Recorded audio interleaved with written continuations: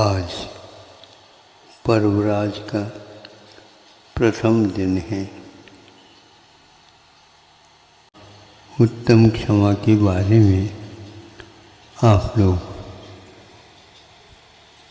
तैयार हैं सुनने को या गुनने को, या आपको निर्णय करना है। आप लोगों को सीधा ही मैं उस स्थान तक पहुंचाना चाहता हूं ताकि आज का यह क्षमा भाव जीवंत कैसा दिखता है।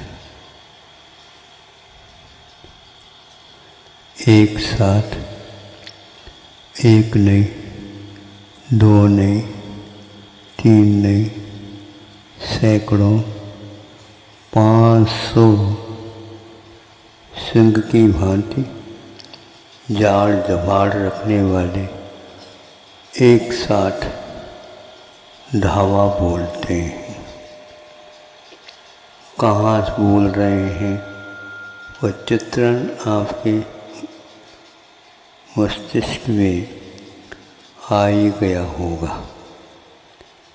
अब आगे क्या होना है, नोच नोच करके सब खा जाएंगे।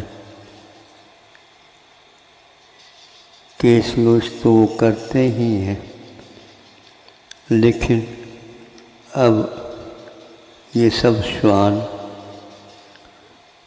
प्रशिक्षित हैं, शिक्षित हैं और इनको शिक्षा देने वाले प्रशिक्षक शिक्षक कैसे होंगे।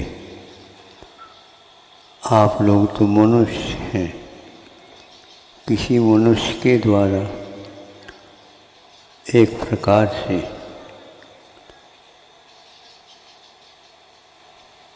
तिर्यंचों के द्वारा भी ऐसा कराया जा सकता है और वे सारे के सारे चिल्लाते हुए दांत अपनी तीखी तीखी बाहर निकालते हुए एक संकेत मात्र में छलांग लेकर के पहुंच जाते हैं। संकेत में जो भाव है उसको रूप देने के लिए, आकार देने के लिए, और संकेत देने वाले का उद्देश्य पूर्ण करना उनका जीवन है। इसको ग्रहीत मिथ्यात्व बोलते हैं। अग्रहित मिथ्यात्व कर्म के उदय में होता है। ग्रहीत मिथ्यात्व प्रशिक्षण से वो प्राप्त होता है। यह एक प्रकार से अधिगमज होता है। अधिगमज का अर्थ उपदेश के माध्यम से इसमें इस प्रकार क्रूरता आ जाती है। जब मिथ्यात्व का काम हो रहा होता है, किंतु मिथ्यात्व देखने को उपलब्ध नहीं होता, कषायों के माध्यम से ही विचार सारे के सारे मूर्त रूप धारण कर लेते हैं। मिथ्यात्व के द्वारा कषाय उत्पन्न नहीं होते, किंतु कषायों के द्वारा कृषक की भांति फसल खड़ी हो जाती है नाना प्रकार के विचारों की। फिर क्या कहना,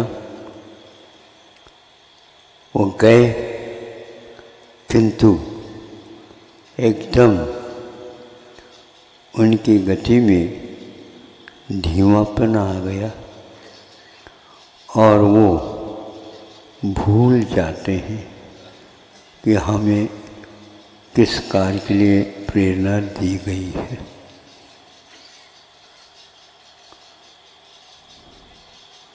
दूसरा कोई व्यक्ति उसमें बीच में होगा ऐसा मत समझो, किंतु परिणाम में परिवर्तन होने में देर नहीं लग सकता।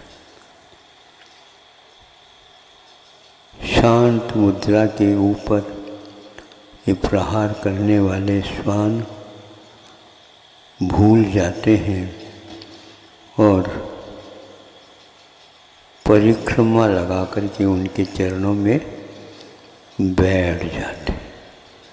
इस दृश्य को देखते ही जिसने संकेत दिए थे वह और आवेश में आ जाता है और किंकर्तव्य विमूढ़ हो जाता है। अब कैसे करूं? तो तीर धनुष पर चढ़ा देता है और जिनको पहुंचाना था कष्ट उनके ऊपर निशान लाता है। किंतु क्या होता कुछ और अलग। सामने एक भयंकर सर्प आ जाता है। तो अब वहाँ निशान लगाए के यहाँ निशान लगाए। उस ओर में व्यस्त होता हूँ तो मेरे ऊपर ही धावा हो। परिणामों में वैचित्रता। वह समझता है कि यह कोई मंत्रकार हैं, इन्होंने अपने ऊपर मंत्र फेंक दिया है। कुछ लोग कहते हैं इसको मूठ मारना। मूठ बोलते तो मैं चाहता था कुछ अलग, मेरे ऊपर ही वह सब हो गया। तो उसने इतना अवश्य समझ लिया कि इनके पास कुछ न कुछ वही जादू टोना है और तात्कालिक कार्य करने के लिए उसने उस तीर को सर्प की ओर ले गए और सर्प को सर्वप्रथम उसने घायली ने प्राणांत कर दिया। लेकिन आवेग में शांति नहीं और उस सर्प को उठा करके उसके गले में माला की भांति समर्पित कर दिया।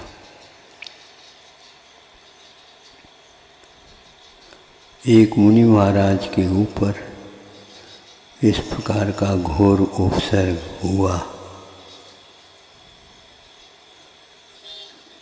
इसमें कोई संदेह नहीं। ऐसे कर्म करने से एक प्रकार से नरकायु इत्यादि का ही भयानक बंध होता है। सागरोपम आयु तक उसको भोगना पड़ेगा। किसी को दंडित करने का भाव व्यवहार में होता तो है, लेकिन निश्चय को जानने वाला व्यक्ति यह जानता है कि कर्म जो वैसा किया है वो स्वयं कर्म ही इसे दंडित करेगा, बाहरी दूसरे निमित्त ही है। निकट रूप से कर्म वह जिसने किया उसी को फल देगा, दूसरे को नहीं। यह एक स्वाभाविक कार्य है। गेंद को दीवार के ऊपर फेंक दिया जाता है, वहाँ पर वह आहत होकर के पुनः जिसने फेंका था उसकी ओर वह आ जाता है और उतनी ही तेज़ी के साथ उसके मस्तिष्क को वह टकरा जाता। ऐसा यह प्रति समय हम लोगों के जीवन में परिणामों के आधार पर घटना घटती जा रही है। हम इसको इस रूप में स्वीकारते नहीं, यह हमारी बड़ी भूल है। आज का ये उत्तम क्षमा धर्म हम लोगों को प्रेरणा दे रही है। अरे जिसने किया वह निमित्त बना, किंतु जिस कर्म के उदय किसमें आया है इसको देखते हैं तो अवश्य पूर्व का ज्ञान हो आता है और उसके उपरांत वह अपने आप दृष्टि झुक जाती है। यह क्षमा का रूप देखते ही सुनते ही जीवन में परिवर्तन आता है। यह वही व्यक्ति तीरंदाज लगाने वाला, निशान साधने वाला ऐसे भी निशान साध सकता है जो भावी तीर्थंकर बनने वाला है। बड़ा अद्भुत सा लगता है। वही भाव कहाँ पर काम करता है और वही भाव निमित्त से कितना परिवर्तित हो जाता है। निमित्तों का अपने आप में अपने क्षेत्र में प्रभाव होते हुए भी हमें असली निमित्त क्या है उसको ढूंढना है। असली निमित्त हमारे विकृति परिणाम हैं और उसके फलस्वरूप वर्गनाएँ कर्म के रूप में परिणत होकर ये सारे के सारे क्या बोलते हैं उसको स्वांग नाटक रचते हैं और दुनिया इसको अपने ढंग से ही लेती है, सोचती है ये चल रहा है और वह चला जाता है। कम से कम अपनी पत्नी को अब मैं कह सकूँगा क्या होता है। गाया और उसने कहा कि ऐसा ऐसा हमने कार्य किया है। उसने सुना, सुनते ही ओहो इतनी भयानक कार्य आपके द्वारा हो गया, मैं वहाँ पर रहती तो अवश्य इसमें टालने की बात आ जाती, किंतु ये कार्य तो हो गया है। 500 कुत्तों को भेजा, इसमें भी तीव्रतम भाव है। सर्प को मारा, उसमें भी तीव्रतम भाव है और मृतक सर्प को गले में डाल दिया, इसमें भी तीव्र भाव है। गले में डालने के उपरांत उद्वेग को शांत करने के लिए पत्नी को भी आपने कह दिया और उसकी आंखों में देख करके अध्ययन और चालू है। इसको कैसा लग रहा है? आपको कैसा लग रहा है? ये क्रमबद्ध कार्यक्रम होता रहता। धन्य है उन्होंने आँख भी नहीं खोली और नहीं खोलते हुए भी क्षमा भाव जो कहते हों बरकरार बने रहें। इसका अर्थ ये है विपाकोनुभव है। विपाक में ही अनुभव बंध का फल मिलता है। विशेष रूपेण पच्यते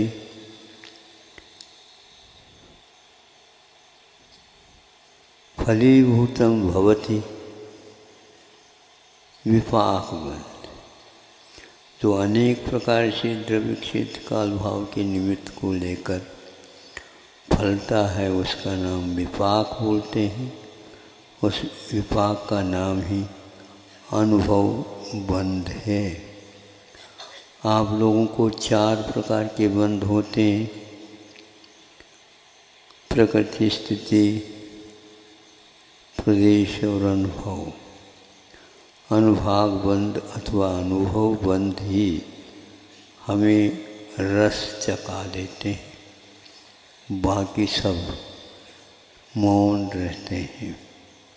और रस का तारतम्य यह अनुभाग बंध कहलाता है। अनुभाग बंध के 2 शब्द मिलते हैं, एक अनुभाग बंध और एक अनुभव बंध। अनुभव में आता है उस समय बहुत ही पीड़ा होती है अज्ञानी को, और ज्ञानी को उस अतीत की पीड़ा के ऊपर ध्यान जाता और सोचता है बहुत अच्छा हो गया कि ज्ञान की भूमिका में ये घटना घट गई। यदि अज्ञान की भूमिका में घट जाती तो मेरा भी उससे भी बड़ा रौद्र ज्ञान हो जाता। प्रभु, ये सब कृपा आपकी है। बैठा रहा, सब कार्य हो गया। उसको जा कर के कह दिया पत्नी को। पत्नी कहती, कहाँ वह घटित हुई है घटना, हमें बता दो। क्या करोगी तुम? नहीं, वहाँ पर जाने के उपरांत ही आपको ज्ञात होगा वे कौन है। अभी आपने केवल और किसी बदले के भाव से घिरे हैं होंगे, इसलिए वो समझ में नहीं आता। ऐसा भी कोई हो सकता है क्या? तभी वो भग गए होंगे? ऐसा नहीं हो सकता। वे भगने वाले ने कर्मों को भगा रहे होंगे, और जब तक वह रहेगा दृश्य तब तक कब कर्मों को भागना पड़ेगा। वो भाग नहीं सकते, वह और कोई कार्य कर नहीं सकते। इसमें वो कभी भी अडिग ही बने रहे। न चचाल योगतः, योग से स्खलित नहीं होने रूप वृत्ति पार्श्वनाथ भगवान की और इनकी एक सी है। जा कर के देखते हैं, ज्यों का त्यों मूर्ति बैठी है, किंतु उस समय मूर्ति जो बैठी थी उस समय कुछ अलग दिखता था, किंतु अब इस समय वो ढक से गए हैं। सारे काले पीले आदि आदि कीड़े मकोड़े उसको खा रहे हैं। दृश्य रोंगटे रोमांचित करने वाला।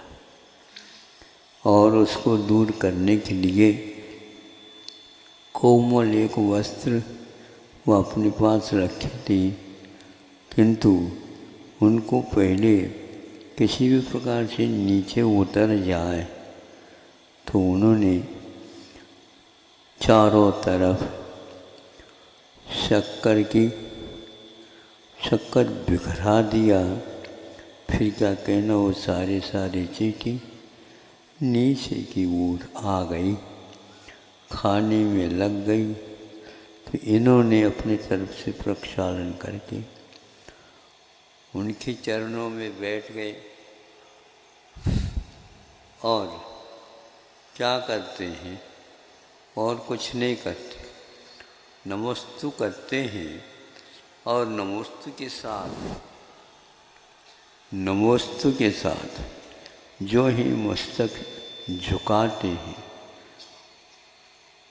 इस दृश्य को भी देख करके वह राजा पति वह भी अपना मस्तिष्क झुका देता है, क्योंकि यह दृश्य उसको अब झुकाने में कारण बन रहा है। वही व्यक्ति पहले था, वही होते हुए भी ये अंतर क्यों आ गया? तो जब कुत्तों के ऊपर प्रभाव पड़ सकता है, चींटी मकोड़े के ऊपर प्रभाव पड़ सकता है, तो एक भविष्य में नेता बनने वाला है, नेता बनने का उपाय क्या है? मोक्ष मार्ग के नेता बनने के उपाय जो आज क्षमा अधिक 10 लक्षण धर्म है, रत्नत्रय धर्म है, जीवों का रक्षण करना धर्म है, जो वस्तु स्वभाव को प्राप्त करने के लिए हेतुभूत है, धन्य है। क्षमा को ओढ़ा नहीं, क्षमा को जिया है। क्षमा को धारण नहीं किया, किंतु प्राण के रूप में उसके साथ जी रहा है। ऐसे क्षमा की बात नहीं, किंतु एक प्रकार से एक श्वास में आ जाए, चाल में आ जाए। अनेक प्रकार के संबंध जो घटनाओं में कारण बनते हैं, फिर भी यह अपना प्रभाव विशेष रूप से तब डाल सकता है जब हमारा सिद्धांत और मजबूत हो जाता है। यह मजबूती भावों में आती है, तब कर्मों में पड़ा हुआ अनुभव बंद एकदम पिघलने लग जाता है। जब जड़ में भी पिघलाहट होती है, तो फिर चेतन में पिघलाहट क्यों नहीं होगी?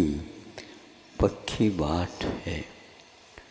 तब उन्होंने तथास्तु कह करके, सद्धर्म वृद्धि रस्तु कह करके आशीर्वाद देता है, भोचक रह जाता है। एक तो मारने के लिए आया और एक अवसर को दूर कर रहा है। दोनों के लिए क्षमा के हाथ उठे हैं। कहाँ वैरी और कहाँ बंधु, इन दोनों में एक परिणाम हो जाना, ये क्षमा का साक्षात स्वरूप होता है। हमें वाचन नहीं करना है, हमें अपने प्राणों के द्वारा इसके भाव को पाचन करना है। इनको अपने जीवन में प्राण रूप देना है, जिसके द्वारा दूसरे के प्राण भी प्रभावित हो सके और वो अपने ही प्राणों के लिए नहीं, दूसरे के प्राणों की रक्षा के लिए भी संकल्पित कटिबद्ध हो सके। ये भाव जब उनके सामने आए तो भी मैं कह नहीं सकता उस समय क्या क्या भीतर घटित हुआ। ये सब लेखा जोखा तो सर्वज्ञ भगवान के खाते में है। सभी कहता वही देखते रहते हैं, हम काम करते रहते हैं। अनियोग द्वार उनके द्वारा खुलता चला जाता है। हम अनियोग द्वार पढ़ लेते हैं, उस समय हमारा कलेजा कप जाता है, तो मोक्ष द्वार भी हमें उपलब्ध हो सकता है और होता है। ऐसा ही होता हुआ आज तक आया है। इस उत्तम क्षमा धर्म को पालन करने वाले बहुत निरंतर होते ही जा रहे हैं। कोई इसमें अंतर पड़ने वाला नहीं। नत्यंतरम निरंतरम, यह अंतराल से रहित मार्गना है, संयम मार्गना।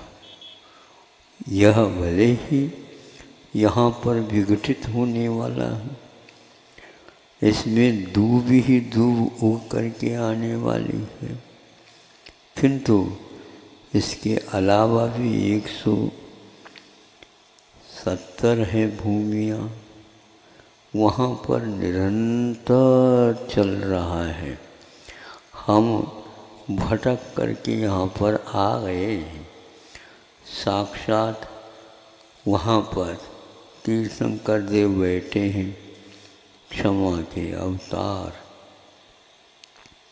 किसी भी प्रकार से उन्होंने क्रोध को आवेश में आकर के विस्फोट नहीं किया दूसरों के ऊपर, किंतु उसको शांति के साथ पी लिया।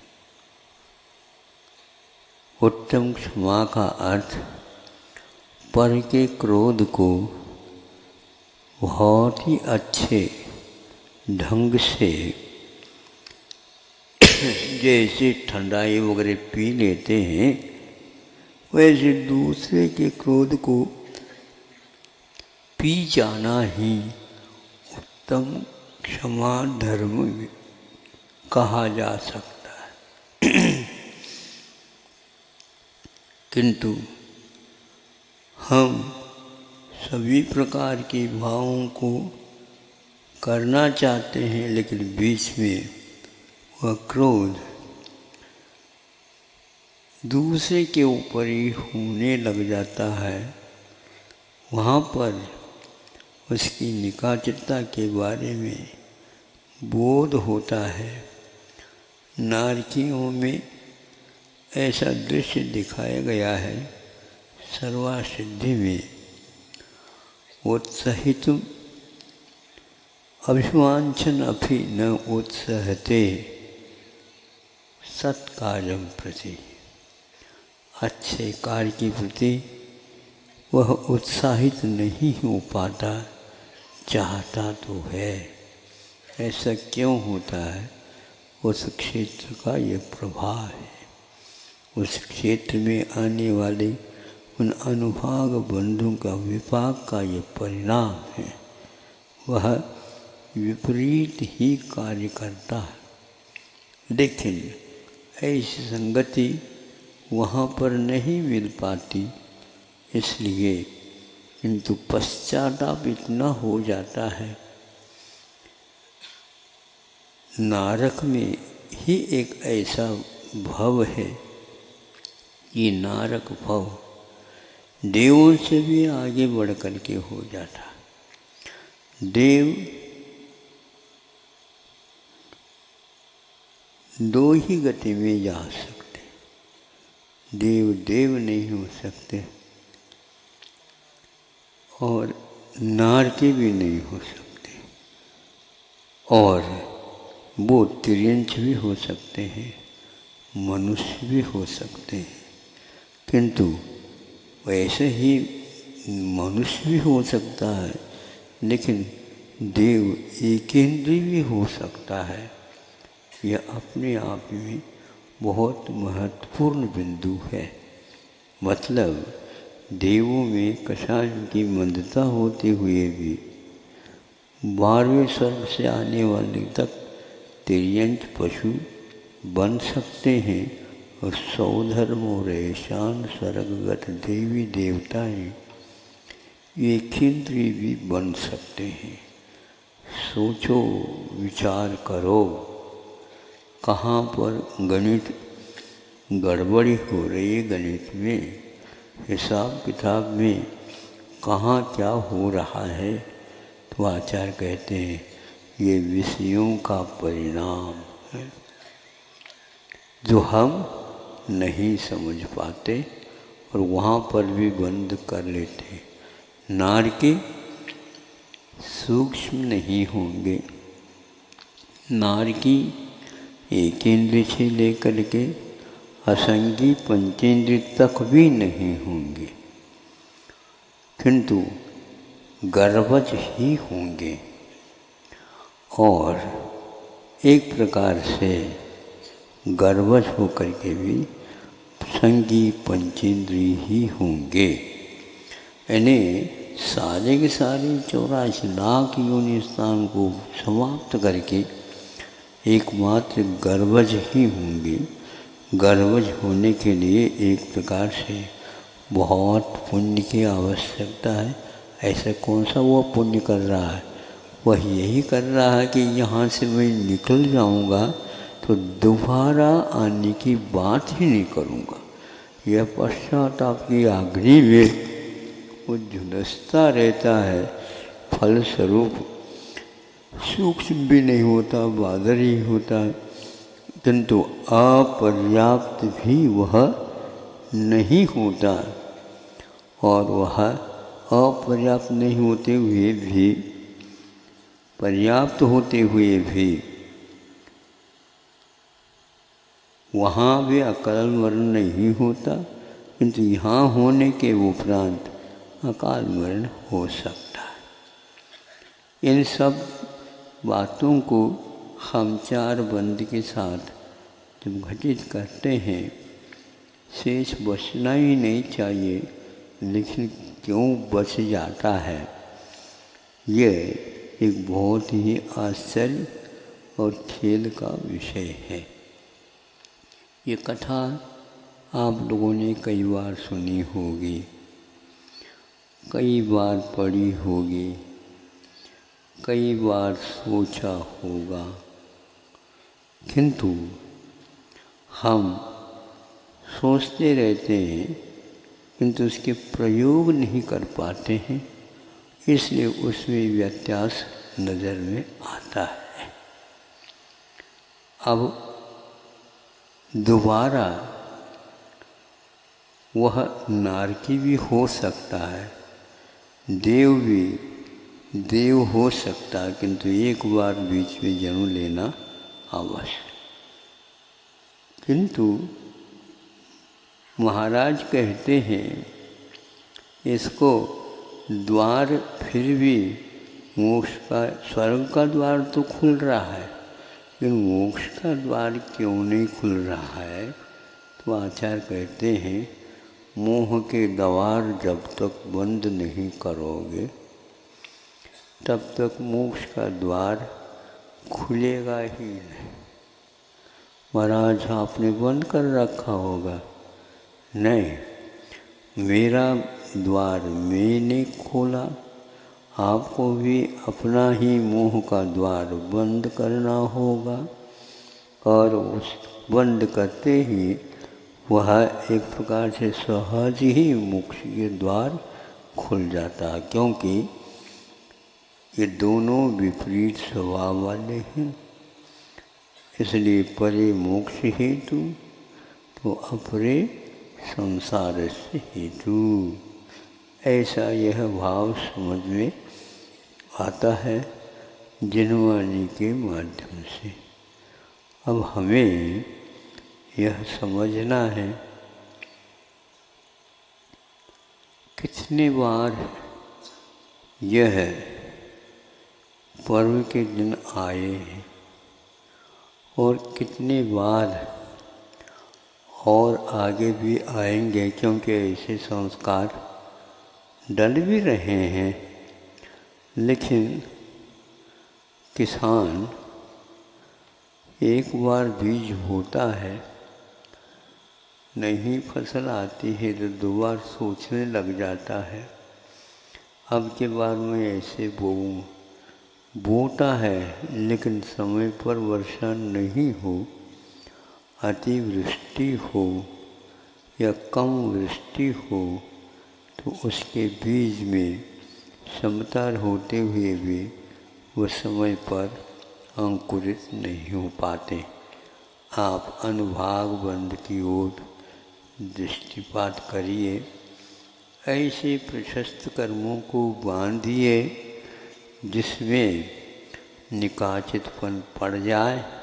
निकाचित का अर्थ ये है कि वह अपना फल दे ही, लेकिन सावधान यदि आपकी रहेगी, उस कर्म के उदय में आप विषयों को छोड़ने की भावना करते हैं तो उसको बोलते हैं ये समय पर सही फल देने वाला बीज होता है। आप केवल प्रशस्तता की ओर न देखिए। यदि तीव्र प्रशस्त भाव हैं आपके, तो वो भी आपके लिए एक प्रकार से बाधक सिद्ध हो सकते हैं, क्योंकि विषयों की लत पड़ी है तो उसी ओर ले जाता है। पानी का बहाव ज़्यादा जो है उतार पर होगा तो पानी टिकेगा ही नहीं, और ज़्यादा चढ़ाव पर होगा तो चढ़ेगा ही नहीं। आप अपने भाव ऐसे बनाए रखिए जो मध्यम लेशा के साथ बंद होता है आयु कर्म, उसको भी ध्यान में रख कर के चलिए। आयु कर्म का बंद यदि जब कभी भी होगा तो मध्यम लेशा स्थान ही उसके लिए कारण माना है।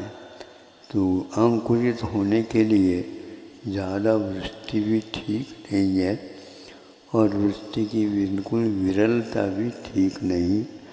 थोड़े बहुत मिट्टी गीली हो जाए और बह न जाए, और ऐसा नहीं कि बीज बोले और अंकुरित ही न हो क्योंकि जल जाए, ऐसा भी न करिए।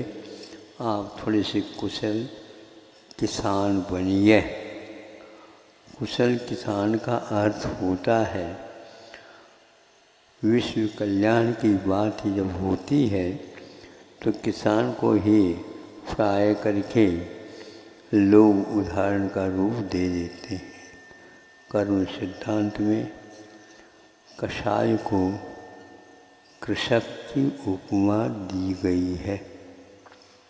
वह अनुपात, स्थिति और अनुभाग एक प्रकार से डालने में सक्षम होता है, किंतु ध्यान रहे उसके साथ साथ शेष कर्म भी सहयोग देते रहते हैं। चारों गति के मिथ्या दृष्टि जीव इस प्रकार उत्कृष्ट आदि अनुभावबंध स्थितिबंध कर सकते हैं। मनुष्य बहुत ऐसा प्राणी है, अल्प आरंभ और अल्प परिग्रह के कारण वह अपनी भूमिका ऐसे भी बना सकता है। अपने मृदुता के कारण वह ऊपर भी इस प्रकार का स्थान चयनित कर सकता है। स्वभाव मार्दवंच कह करके संतों ने हम लोगों को मृदुता का पाठ पढ़ाया है, सिखाया है। हमें उसका अनुकरण करना है। आज आपके सामने सैनिक राजा का यह कथानक दे दिया है। यह उत्तम क्षमा का एक प्रकार से हमें बहुत ही अच्छा पाठ दे देता है।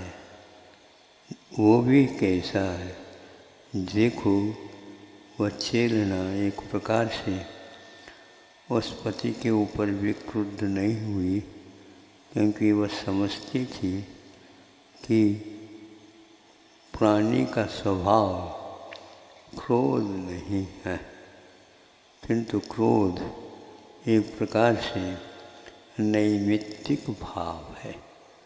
नैमित्तिक का भाव अर्थ ये है, ऐसा निमित्त मिलता है जिसके कारण क्रोध प्रज्वलित होता है।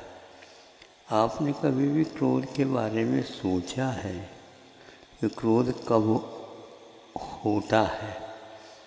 साक्षात कोई भी आपका वैरी होगा, प्रतिकूल अवस्थाएं यदि सामने हैं तो आप बरस जाते हैं।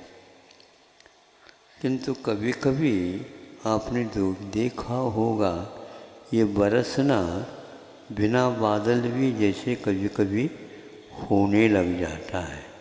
उसको भी हम वह जो घटना घटी थी पहले वो स्मरण में भी आ जाते हैं, तो भी उस समय आपका चित्त शुद्ध हो जाता है।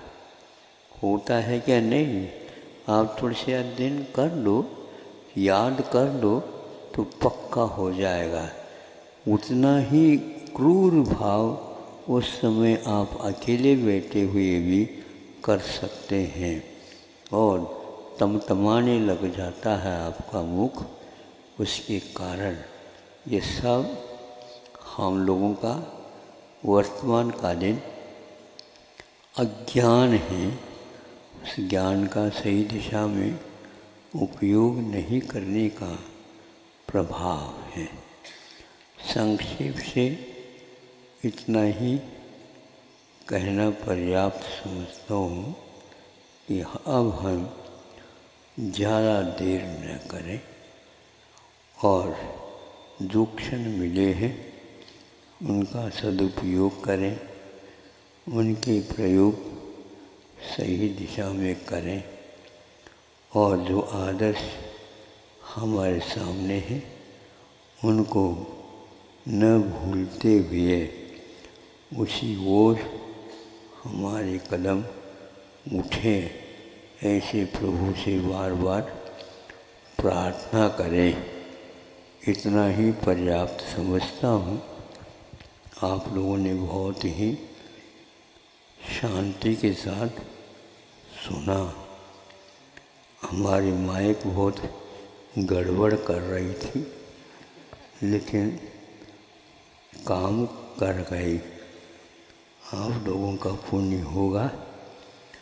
साता का उदय हो गया तो काम हो गया। कल का कल देखा जाएगा। कल की ज़्यादा चिंता करने से भी कभी कभी मुद्यावली में अलग टाइप की निषेक गुच्छे आ जाते हैं और उनको हटाना बहुत कठिन हो जाता है, क्योंकि उदय में जितना संयम हम रखेंगे उतने ही हम बच पाएंगे और अनुकूल वातावरण का निर्माण कर सकेंगे और सत्ता में भी कई प्रकार की व्यवस्थाएं उसके कारण होती चली जाती है। इतना ही पर्याप्त है। अहिंसा परमो धर्म की जय। संत श्रोमणी आचार्य गुरुवर्षी विद्यासागर जी महामुनिराज की जय। गेंद को दीवार के ऊपर फेंक दिया जाता है, वहाँ पर वह आहत होकर के पुनः जिसने फेंका था उसकी ओर वह आ जाता है और उतनी ही तेज़ी के साथ उसके मस्तिष्क को वह टकरा जाता। ऐसा यह प्रति समय हम लोगों के जीवन में परिणामों के आधार पर घटना घटती जा रही है। हम इसको इस रूप में स्वीकारते नहीं, यह हमारी बड़ी भूल है। आज का ये उत्तम क्षमा धर्म हम लोगों को प्रेरणा दे रही है। अरे जिसने किया वह निमित्त बना, किंतु जिस कर्म के उदय किसमें आया है इसको देखते हैं तो अवश्य पूर्व का ज्ञान हो आता है और उसके उपरांत वह अपने आप दृष्टि झुक जाती है। यह क्षमा का रूप देखते ही सुनते ही जीवन में परिवर्तन आता है। यह वही व्यक्ति तीरंदाज लगाने वाला, निशान साधने वाला ऐसे भी निशान साध सकता है जो भावी तीर्थंकर बनने वाला है। बड़ा अद्भुत सा लगता है। वही भाव कहाँ पर काम करता है और वही भाव निमित्त से कितना परिवर्तित हो जाता है। निमित्तों का अपने आप में अपने क्षेत्र में प्रभाव होते हुए भी हमें असली निमित्त क्या है उसको ढूंढना है। असली निमित्त हमारे विकृति परिणाम हैं और उसके फलस्वरूप वर्गनाएँ कर्म के रूप में परिणत होकर ये सारे के सारे क्या बोलते हैं उसको स्वांग नाटक रचते हैं और दुनिया इसको अपने ढंग से ही लेती है, सोचती है ये चल रहा है और वह चला जाता है। कम से कम अपनी पत्नी को अब मैं कह सकूँगा। क्या होता है? गाया और उसने कहा कि ऐसा ऐसा हमने कार्य किया है। उसने सुना, सुनते ही ओहो इतनी भयानक कार्य आपके द्वारा हो गया, मैं वहाँ पर रहती तो अवश्य इसमें टालने की बात आ जाती, किंतु ये कार्य तो हो गया है। 500 कुत्तों को भेजा, इसमें भी तीव्रतम भाव है। सर्प को मारा, उसमें भी तीव्रतम भाव है और मृतक सर्प को गले में डाल दिया, इसमें भी तीव्र भाव है। गले में डालने के उपरांत उद्वेग को शांत करने के लिए पत्नी को भी आपने कह दिया और उसकी आंखों में देख करके अध्ययन और चालू है। इसको कैसा लग रहा है? आपको कैसा लग रहा है? ये क्रमबद्ध कार्यक्रम होता रहता। धन्य है उन्होंने आँख भी नहीं खोली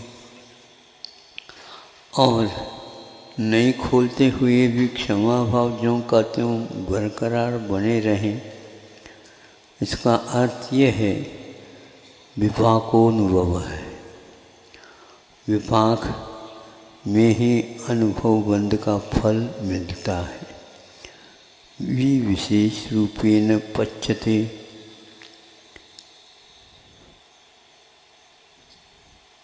फलीभूतम भवति विपाक बंध, जो अनेक प्रकार से द्रव्य क्षेत्र काल भाव के निमित्त को लेकर फलता है उसका नाम विपाक बोलते हैं। उस विपाक का नाम ही अनुभव बंध है। आप लोगों को 4 प्रकार के बंध होते हैं। प्रकृति, स्थिति, प्रदेश और अनुभव।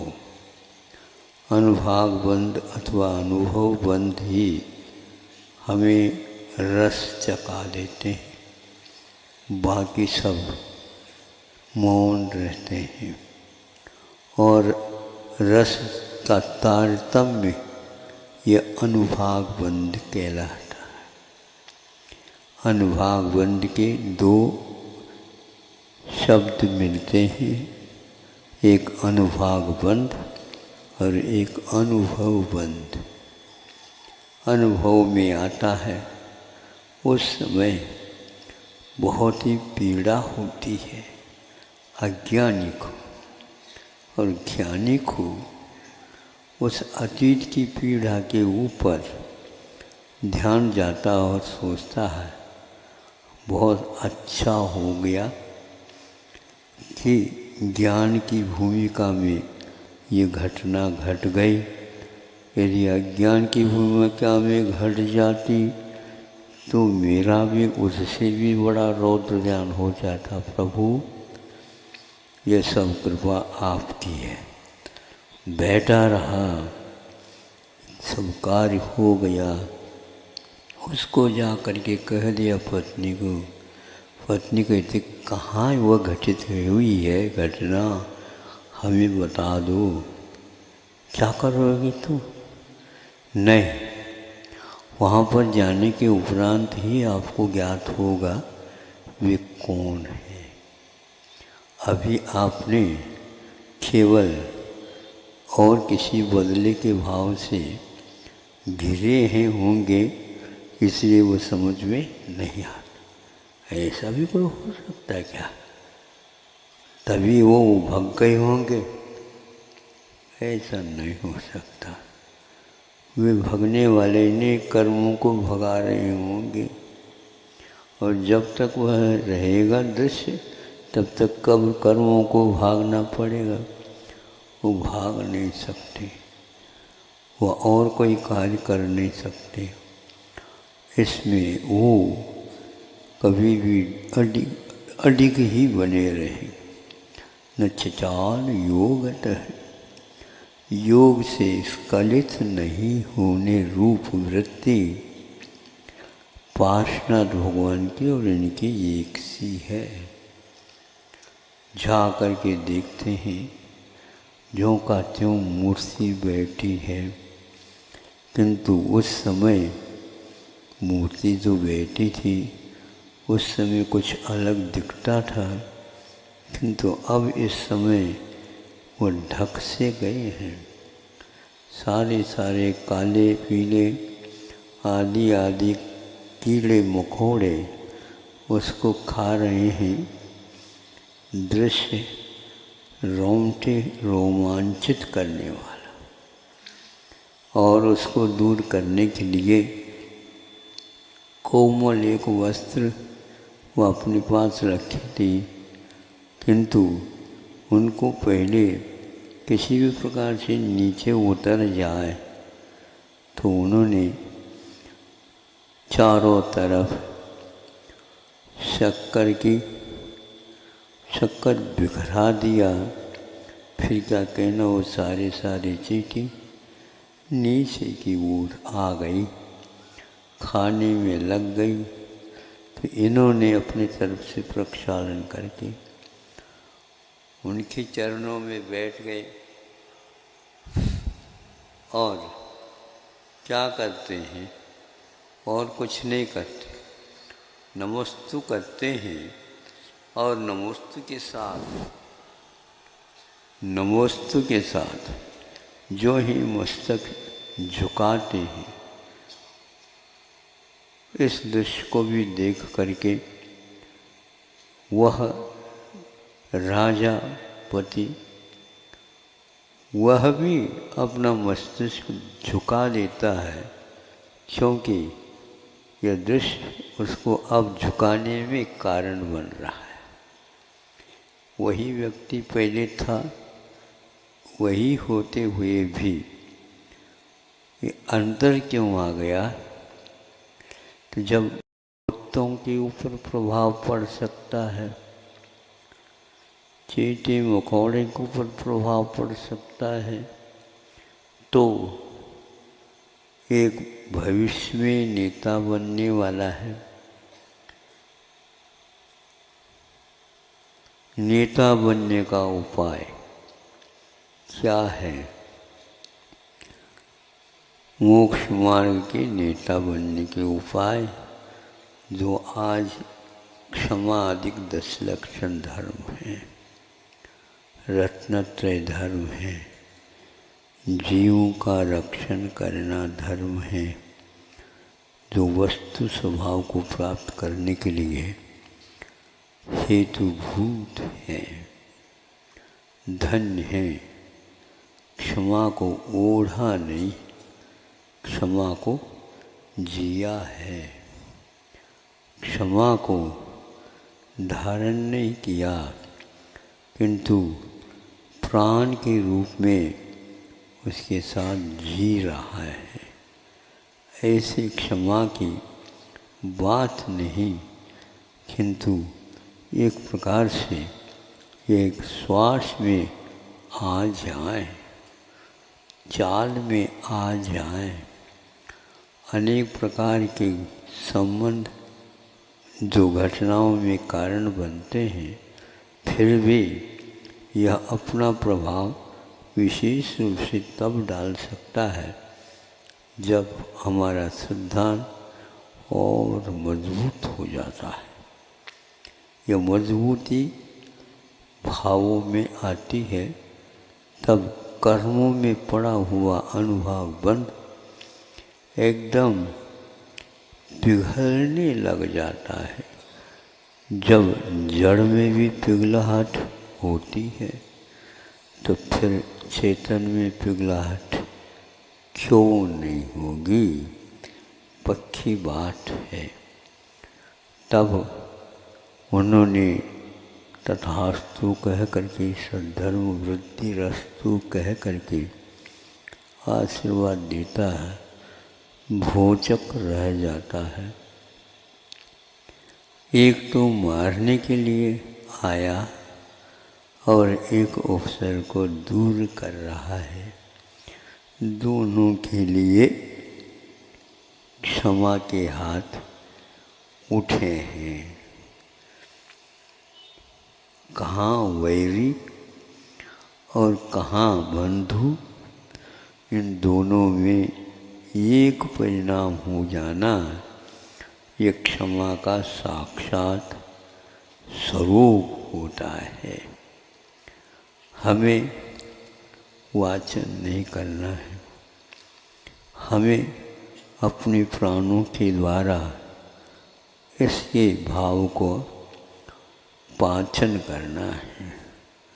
इनको अपने जीवन में प्राण रूप देना है, जिसके द्वारा दूसरे के प्राण भी प्रभावित हो सके और वो अपने ही प्राणों के लिए नहीं, दूसरे के प्राणों की रक्षा के लिए भी संकल्पित कटिबद्ध हो सके।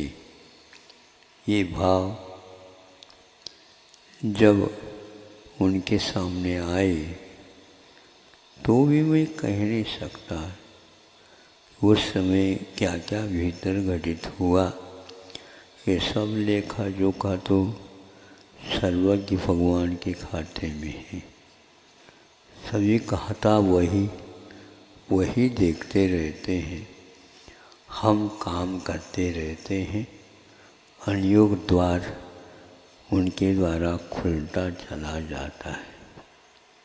हम अनियोग द्वार पढ़ लेते हैं, उस समय हमारा कलेजा कप जाता है, तो मोक्ष द्वार भी हमें उपलब्ध हो सकता है और होता है। ऐसा ही होता हुआ आज तक आया है।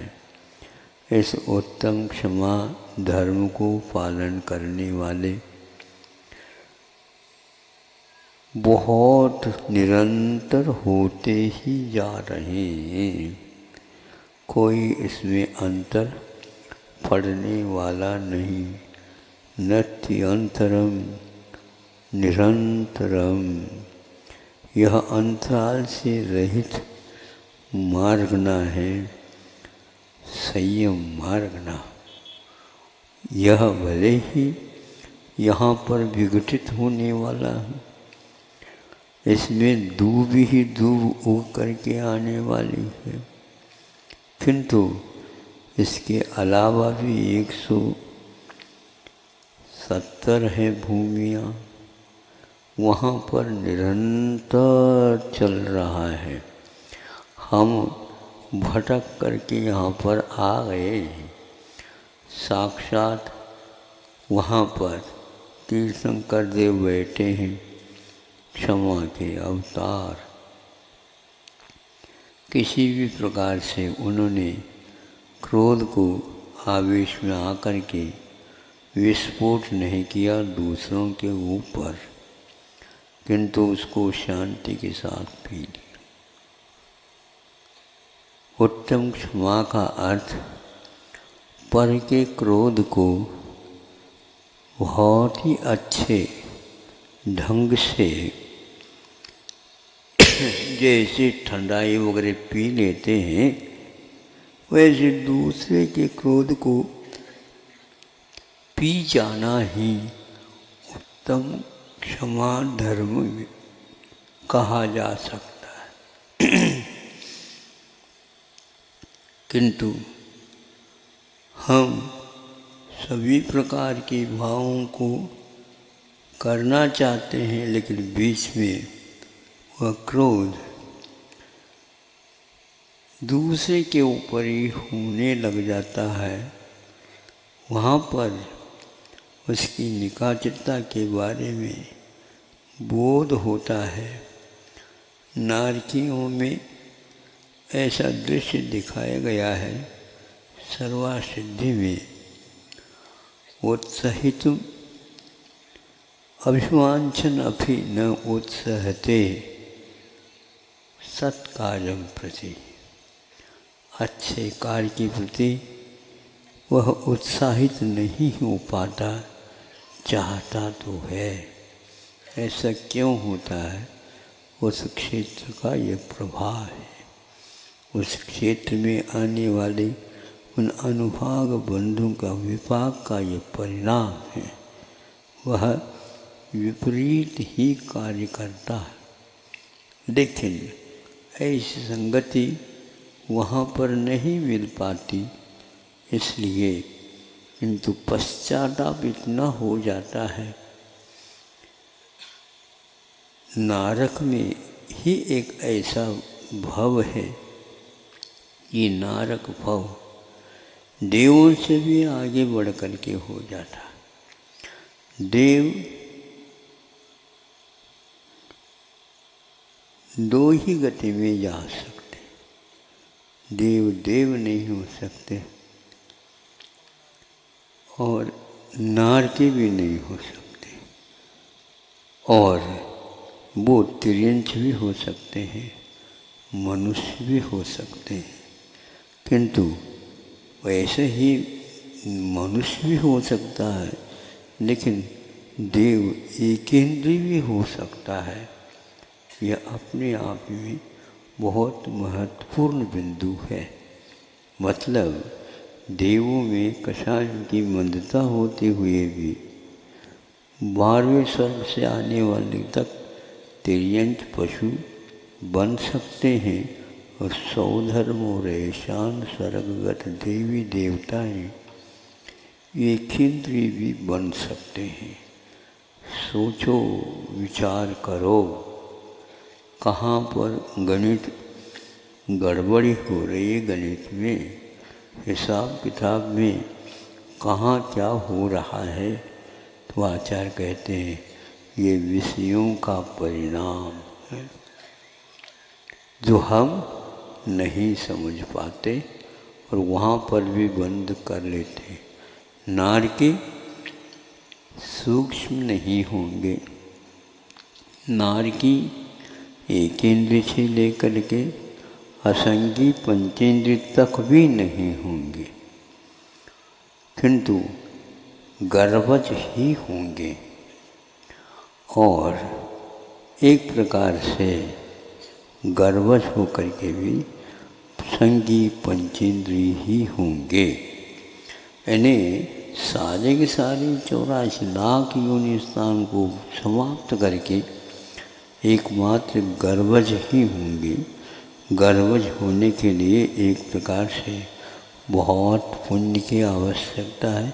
ऐसा कौन सा वो पुण्य कर रहा है? वह यही कर रहा है कि यहाँ से मैं निकलूँगा तो दोबारा आने की बात ही नहीं करूँगा। यह पश्चाताप की अग्नि में वो झुलसता रहता है, फलस्वरूप सूक्ष्म भी नहीं होता, बादर ही होता है, किंतु अपर्याप्त भी वह नहीं होता।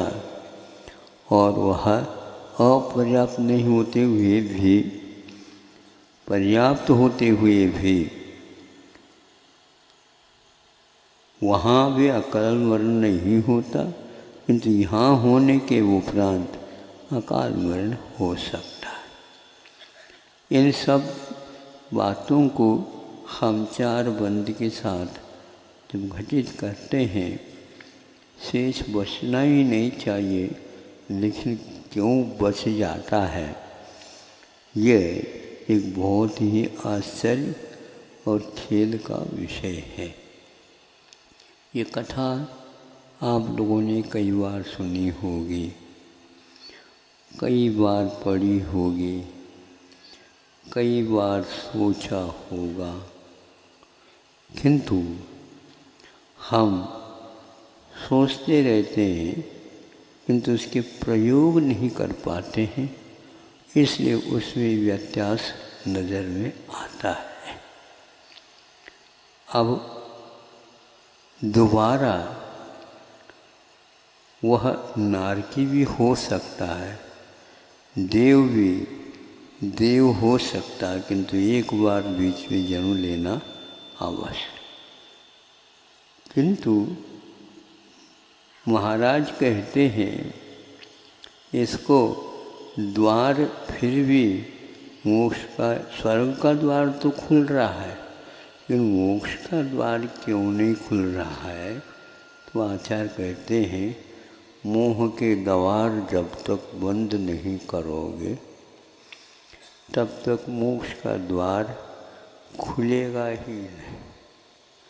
महाराज आपने बंद कर रखा होगा, नहीं, मेरा द्वार मैंने खोला, आपको भी अपना ही मोह का द्वार बंद करना होगा। और उस बंद करते ही वह एक प्रकार से सहज ही मोक्ष के द्वार खुल जाता है, क्योंकि ये दोनों विपरीत स्वभाव वाले हैं। इसलिए परे मोक्ष हेतु तो अपरे संसार से हेतु, ऐसा यह भाव समझ में आता है जिनवाणी के माध्यम से। अब हमें यह समझना है कितने बार यह पर्व के दिन आए हैं और कितने बार और आगे भी आएंगे, क्योंकि ऐसे संस्कार डल भी रहे हैं।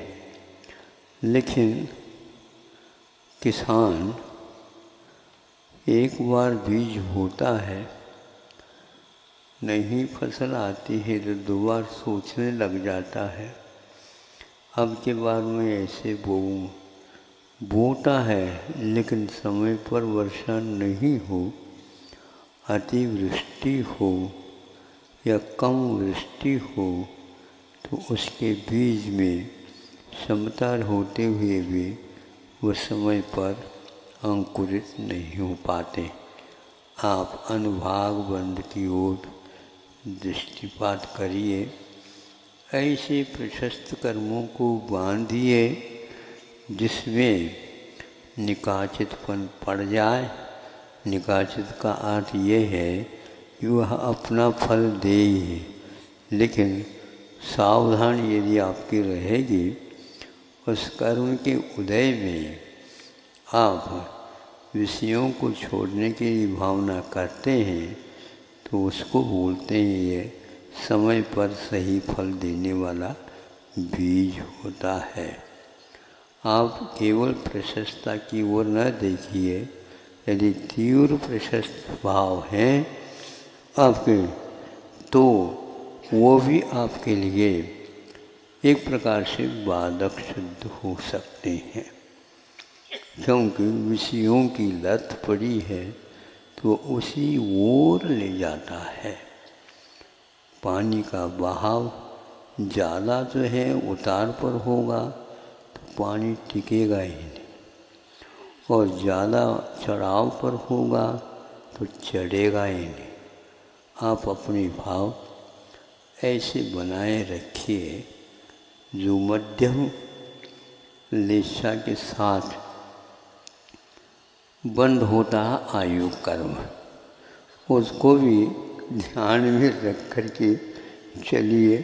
आयु कर्म का बंद यदि जब कभी भी होगा तो मध्यम लेशा स्थान ही उसके लिए कारण माना है। तो अंकुरित होने के लिए ज़्यादा वृष्टि भी ठीक नहीं है, और वृष्टि की बिल्कुल विरलता भी ठीक नहीं।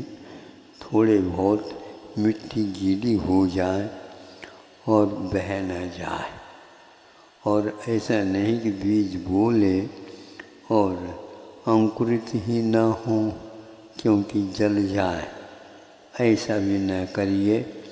आप थोड़े से कुशल किसान बनिए।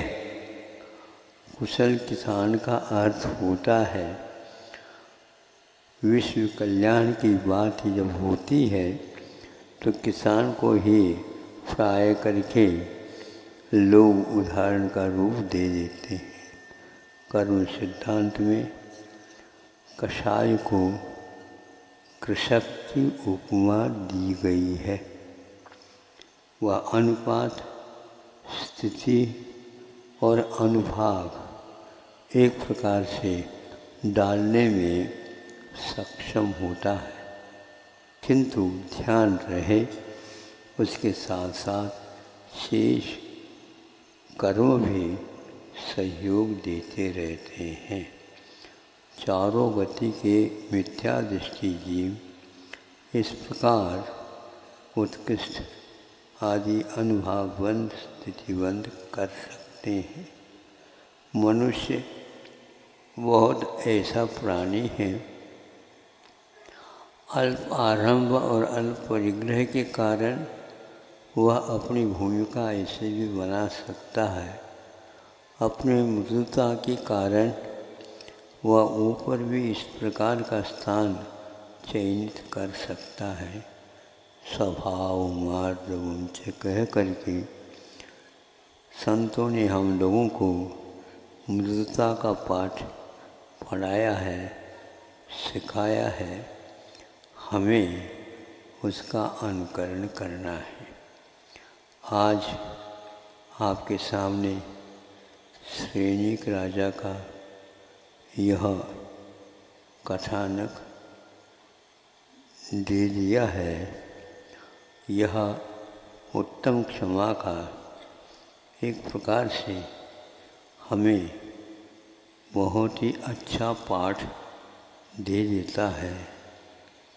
वो भी कैसा है, देखो वह छेलना एक प्रकार से उस पति के ऊपर भी क्रुद्ध नहीं हुई, क्योंकि वह समझती थी कि प्राणी का स्वभाव क्रोध नहीं है, किंतु क्रोध एक प्रकार से नैमित्तिक भाव है। नैमित्तिक का भाव अर्थ ये है, ऐसा निमित्त मिलता है जिसके कारण क्रोध प्रज्वलित होता है। आपने कभी भी क्रोध के बारे में सोचा है कि क्रोध कब होता है? साक्षात कोई भी आपका वैरी होगा, प्रतिकूल अवस्थाएं यदि सामने हैं तो आप बरस जाते हैं।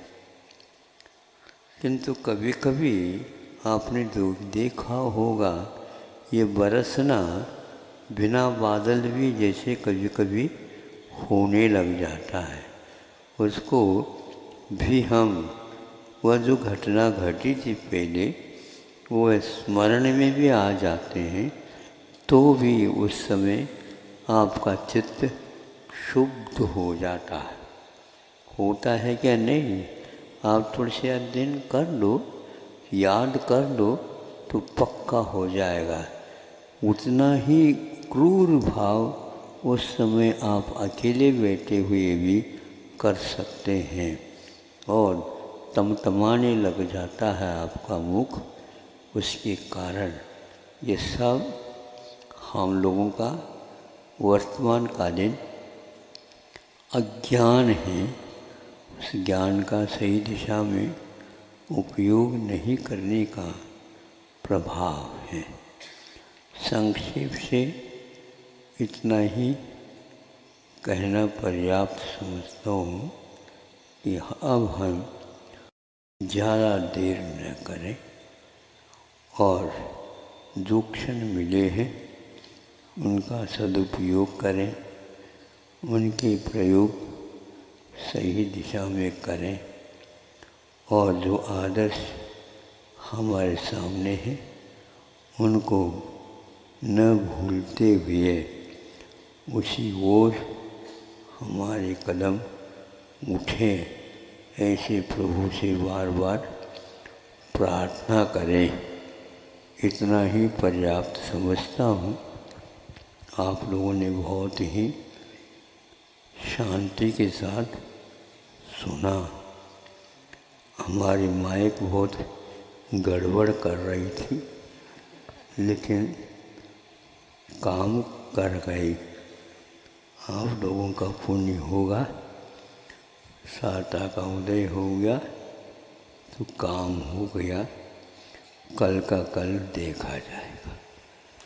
कल की ज़्यादा चिंता करने से भी कभी कभी मुद्यावली में अलग टाइप की निषेक गुच्छे आ जाते हैं और उनको हटाना बहुत कठिन हो जाता है, क्योंकि उदय में जितना संयम हम रखेंगे उतने ही हम बच पाएंगे और अनुकूल वातावरण का निर्माण कर सकेंगे। और सत्ता में भी कई प्रकार की व्यवस्थाएं उसके कारण होती चली जाती है। इतना ही पर्याप्त है।